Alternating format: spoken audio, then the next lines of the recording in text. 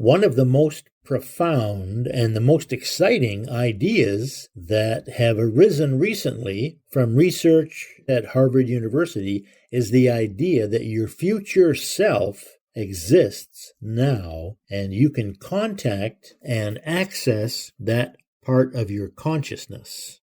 This is an exciting new twist on the whole idea of setting goals, the idea that the future you already exists and you can access it and dialogue with it now. I really think that this idea that I've come up with, I mean, I say I came up with it. Well, I did come up with it on my own, but now science has also figured it out, right? Yeah. So now it's just growing like a mushroom. But this idea that your mind works in the past and in the future more or less equally, right?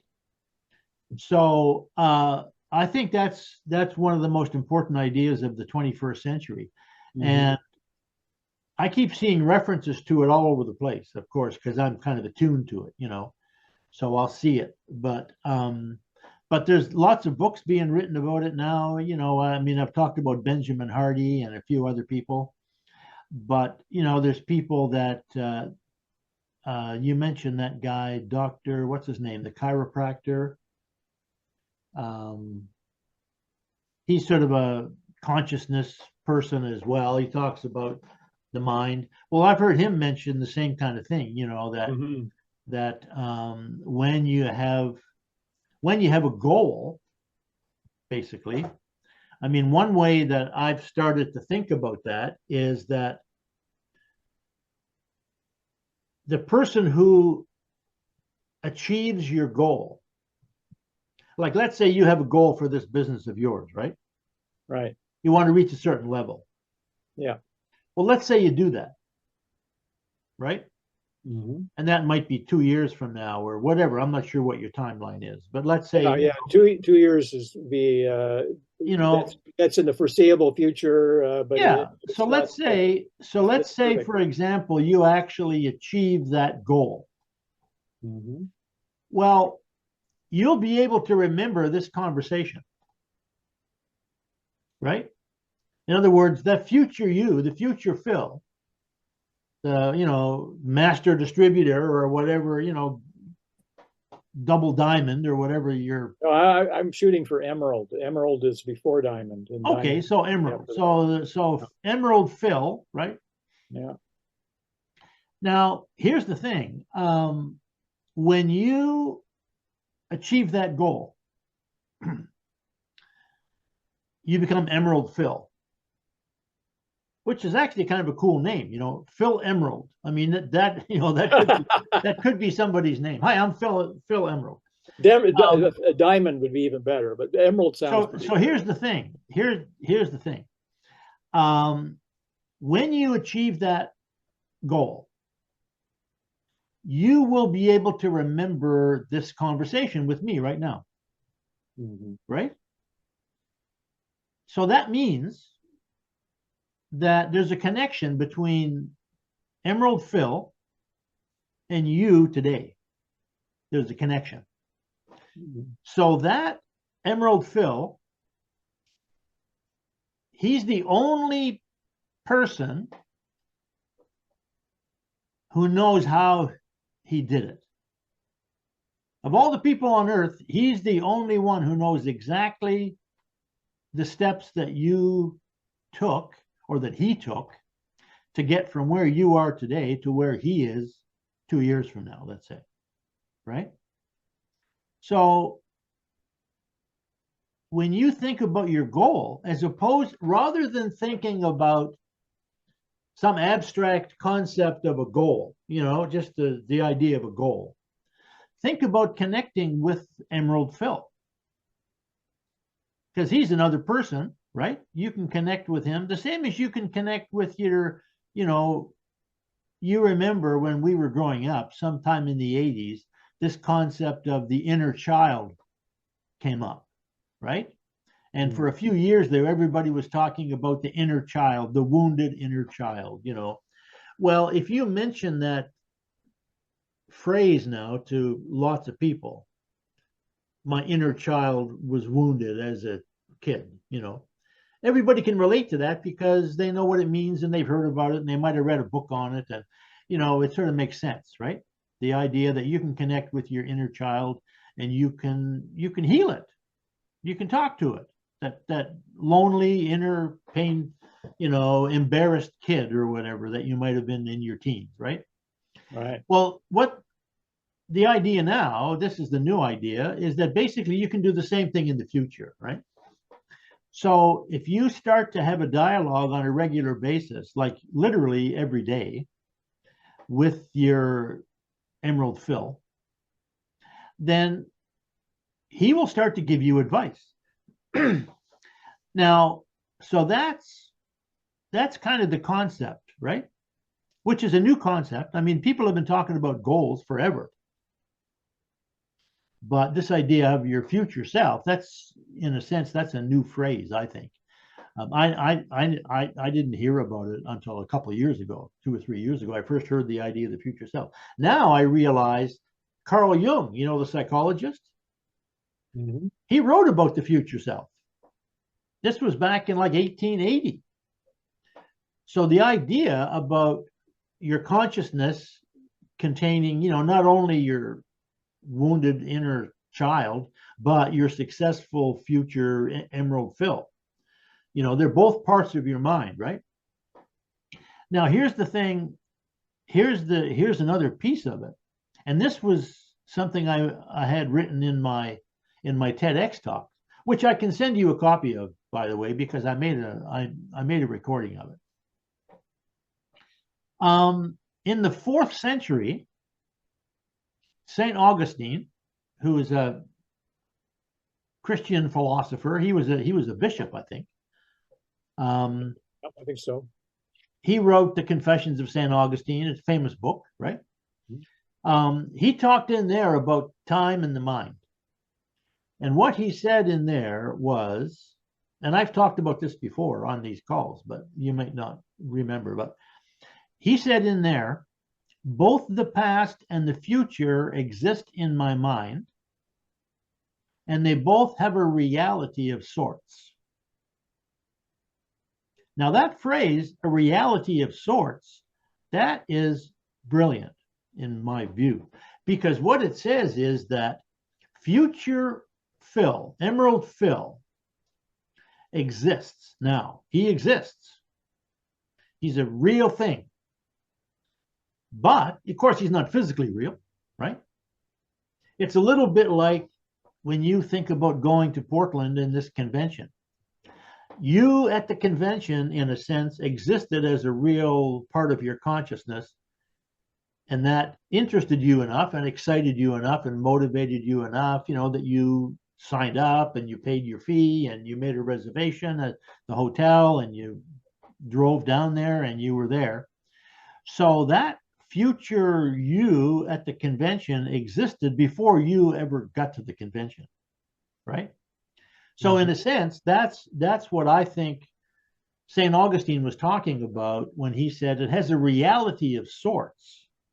Like it's not physically real at the moment, but it has a reality to it because when you think about it, you can get excited by it. You can get pumped up. You can have what they call faith, right? Faith is the evidence of things not seen. Like I can't see it, but you can because it's your imagination. So if you can see it and you can feel it and you can connect with it and you can dialogue with it, then what'll happen is that part of your consciousness, you can call it a part of your consciousness, that will become more prominent. And you will start to get more ideas from that part of you, right? It's a part of you. Same as your wounded child is a part of you, Like you may have to do something, you may have to stand up and give a presentation and you feel embarrassed or afraid to give a talk. And you realize, oh, that's because, when I was in grade 10, I had to do a presentation and people laughed at me and it hurt my feelings. And so that kind of part of you is still wounded. And that'll, that may come up when you have to do a presentation, right? So those parts of our consciousness, and this is what Carl Jung talked about 100 years ago, 120, 30 years ago, that those part of your consciousness, they have an effect. They're real things in a sense. They're not physically real, but they have a real power, right? They have a real effect. It's like I used the example of in the East, they say if you're walking through the woods and you see a stick on the ground and you think it's a snake, you feel afraid. The fear is real, even though the snake isn't. It's exactly the same idea, right? It's like you think it's a snake, ooh, you get afraid, you stop, you maybe turn around, and then you realize, oh, it's just a stick. So, ooh, now the fear goes away, right? So, in a sense, that snake had a reality to it, the same as St. Augustine said, because it has an effect. It has an effect on you, i.e., fear, right? And so, Emerald Phil has a similar effect. The more you think about it, the more excited you're going to get, the more possible you're going to believe it is, and you can figure out how to get from where you are to where the future you is. And so that concept, I think, is fairly easy to understand, I think, right? It's pretty simple. And if you try it and if you work at it and you do it on a regular basis, the magic of spaced repetition, right? Then that will start to communicate with you. And what you will notice, judging from my own experience, you might be sitting in your car one day, waiting for Meg to come out of the shopping mall, and you'll get an idea pop into your head and you'll go, oh, that's future Phil talking to me. Mm-hmm. So this is what happens to me on a regular basis because I've been doing this for a long time. And I even have a name for it. I think I've talked about it on these calls. I call him Merlin, right? And sometimes I get these ideas from Merlin, and I can recognize it. It's a different kind of energy, And so I get messages from Merlin. As a matter of fact, I'm more or less writing a book called Messages from Merlin, because a lot of the intuition I get, a lot of the inspiration I get, comes from Merlin, comes from this part of my mind, right?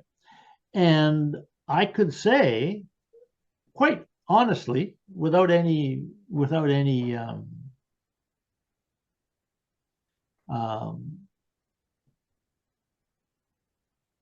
tricking or anything like that. I mean, I'm talking now specifically, right? I could say that Merlin wrote my books. Mm-hmm. Now, this idea that there's a part of your mind that gives you information. This is what every artist talks about.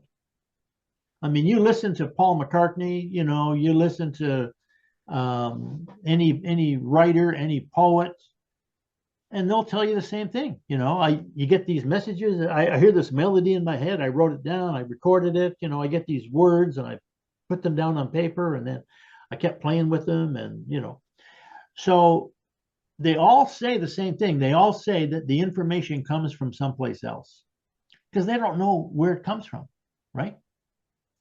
But now we have this idea of the future self, right? Mm-hmm. And so you can say it's coming from my future self. So you could call Merlin or Emerald Phil. Exactly. You put a name to it, and it becomes a little more real, Now, what people have said about this is that's silly. That's just your imagination. It doesn't have any power. It doesn't have any value. That's because they were thinking of the mind from an old Newtonian concept. This is what I say in my book, Mind, Time, and Power, that our model of the mind, our model of psychology that we were raised with, that all of us learned, is the model that says the past creates the present. I am the way I am because of my past. Well, that's Newtonian. That's what Newton thought, right? There's a cause, and then there's an effect. But Einstein says the effect can be in the future. I mean, the cause can be in the future. This is what they call retrocausation, right? So in terms of like physics, for example, this is a well-accepted concept in Einstein's physics. And of course, Einstein replaced Newton's physics in certain aspects. I mean, if we're playing baseball, you know, Newtonian physics is perfectly acceptable. It'll tell you where the ball is going to go. If you're playing baseball, it'll tell you why the ball went where it went, you know. But in the Einsteinian sort of world of relativity, the idea that there's a virtual future that has an effect on your present, that's a perfectly acceptable scientific concept. Scientists talk about it all the time. You know, they call them virtual particles, right? So in a sense, Emerald Phil is a virtual particle. It's, you know, a virtual you. This is what I talk about in my book too. So, so to me, that's the modern 21st century view of what success people, success authors, writers, coaches have been saying for decades, which is you have to have a goal.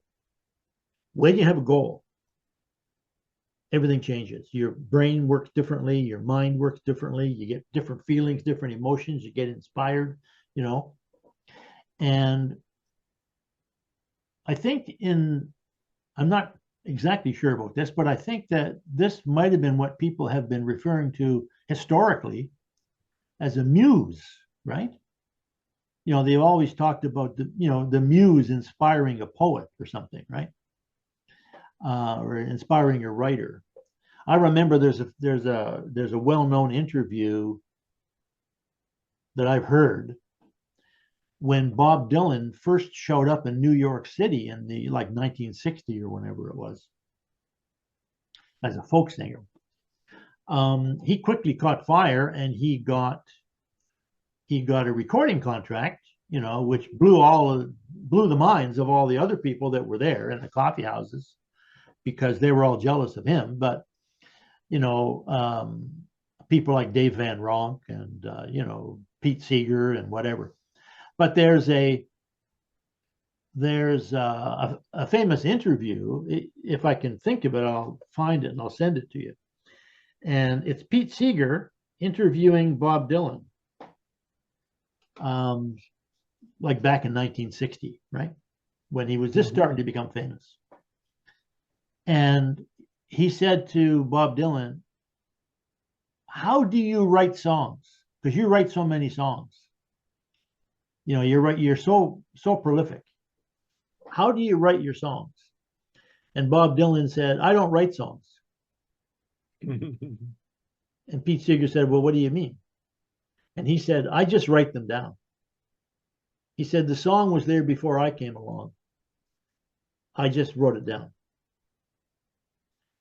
I've actually heard the recording of that. Right. So and he said I wrote it down with a pencil. Exactly. I wrote it down. So it was there, you know. And somebody once asked Edison, you know, where do your ideas come from? He said, ideas come from space. Well, to me, the reason they were saying those kind of language, those kind of words, was because until very recently, like the last 25 years, the idea that your mind works in the future, you have a kind of a future memory, was considered impossible. It was only when the scientists at Harvard University discovered this using the functional MRI in the late 90s. And it blew their minds, you know, because they were doing research on memory, trying to find out where in the brain memories are stored. And they finally realized not only are memories not stored in the brain, but what we think of as memory works in the future too. So in a sense, the more you remember Emerald Phil, and the more you dialogue with him back and forth, and you know, make him as a real person, kind of in your imagination, then he will tell you exactly how, you know, how he did it.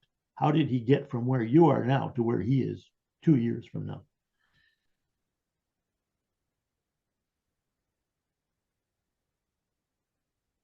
I have a feeling this is a classic.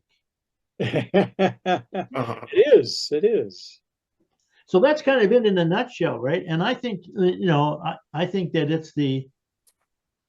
it's one of the most profound ideas to come down the pike in years. And I mean, if you go back, Buddha, Christ, I mean, all these people, they all sort of talked about the same thing, but they didn't have the language. They didn't call it your future self, right? They called it something else. They called it, Well, I had a little bit of an experience of Emerald Phil. And you may remember that in that state, I came to the meeting that you and I frequently, on Wednesday at noon. About 3.5 weeks ago. That was Emerald Phil. At least I felt embodied at that point, and it's a feeling or a way of being that I'd like to spend more time in, because I feel more directed and more embodied in being the man I want to be. So exactly, yeah, exactly. So that's the man you want to be, right? Yeah. I mean, this is what Justin Sterling talked about. And it's hard. It's not easy to stay in that state, but it's a work in progress, and I'm trying to do that. Well, it takes down in my stuff. It takes practice, right? Yeah. Because the stuff you get bogged down with, those are habits that you formed 15, 20, 30, 40, 50 years ago. They're just habits of thought, right? And so the more you develop a new habit of thought, then you will, it'll become more real. So the idea, and I was talking about this week when I recorded, this book, because it's called, and Greg and I have talked about this a couple times over the last few weeks. One way to think of it is what they call the law of growth, right? So the law of growth is like this metaphysical principle, like the law of attraction. And the law of growth says that things grow. Once the seed is planted, then the plant grows. Mm-hmm. So like I have an apple tree upstairs, apple tree, I mean, it's like 6 inches high, but it started as a seed. I put it in the ground and it sprouted and it's now like 6 inches high. So that's an apple tree. So that's the law of growth, right? There's something in that seed, the DNA or whatever, you want to call it, that you put it in the soil and it's going to take the nutrients out of the soil and it's going to turn them into a trunk and branches and leaves. And eventually, probably 3 years from now, if it manages to survive, it'll start producing apples, right? So that's the law of growth. And it's the same principle behind learning a language or learning any skill, right? Playing the piano, building a network marketing business. It's the same thing. It's like, you have a plan, you follow it, you do certain things every day, and you get more thoughts, more feelings, more ideas, more inspiration, more courage, more confidence, more faith, more results. And then eventually, that thing that you can see in your mind's eye manifests as a physical reality. Now, when I was a kid in the church and I heard about, the kingdom of heaven, this is what I believe they were talking about. The kingdom of heaven is within, it says in the Bible, right? So to me, that's the inner world. That's right now, that's where Emerald Phil is. He's in the inner world, and he can manifest if you just keep on trucking. I mean, people who like when the Beatles came along or Bob Dylan came along, they were driven by some kind of a vision, or maybe some kind of Anthony Robbins says you need either inspiration or desperation. Well, I think you need both. In some way, How about and a bit of perspiration too? Well, perspiration too, but they say it's perspiration and inspiration. But I mean, inspiration is that vision, right? Mm-hmm. And the perspiration, of course, is the work. But also the desperation is like you need to motivate yourself by avoiding what you don't want and working towards what you do want. I remember when I first figured out what I call the one key thing, right? The one key thing is like the idea that if you just do it, it'll pay off. It will grow into the thing that you want, right? And so when I was quitting smoking, the one key thing was, if I can figure out how to not smoke when I have a craving to smoke, which initially I thought came from nicotine, but I realized pretty quickly it doesn't come from nicotine so much. It's just a habit, right? But anyway, so the one key thing for me was, if I can stop smoking, if I can avoid smoking for a minute, even if I have a strong craving to smoke, then that's the one key thing. That's the thing that will make me into a non-smoker, right? And the thing that I was avoiding was an image of myself at 75 years old, still smoking and being sick with, some disease or combination of diseases.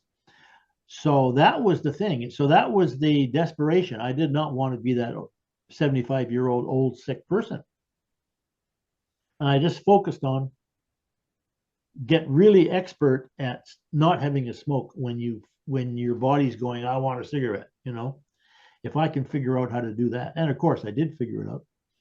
And so in a sense, there was the positive future me and the negative future me, right? I wanted to avoid the negative future me, and I wanted to be the positive future me.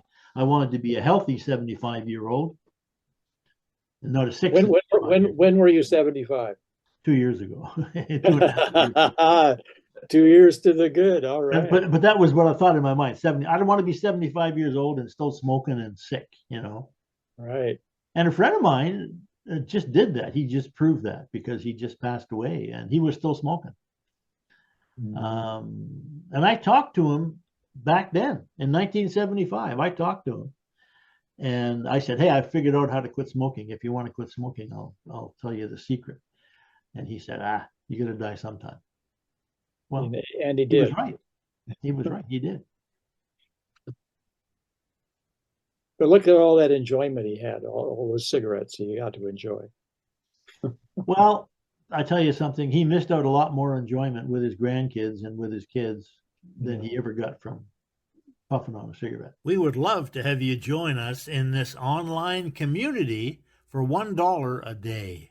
You get your own PDF copy of the book upon which this entire training series is based, along with 2 powerful meditation visualization recordings. You also get a free copy of this Design Your Life workbook and a 4-hour video course that tells you how to use it to change your life step by step. You get lifetime access to all of this on day 1, and you can cancel your registration at any time. Just go to learntodesignyourlife.com and click the link to join the online community.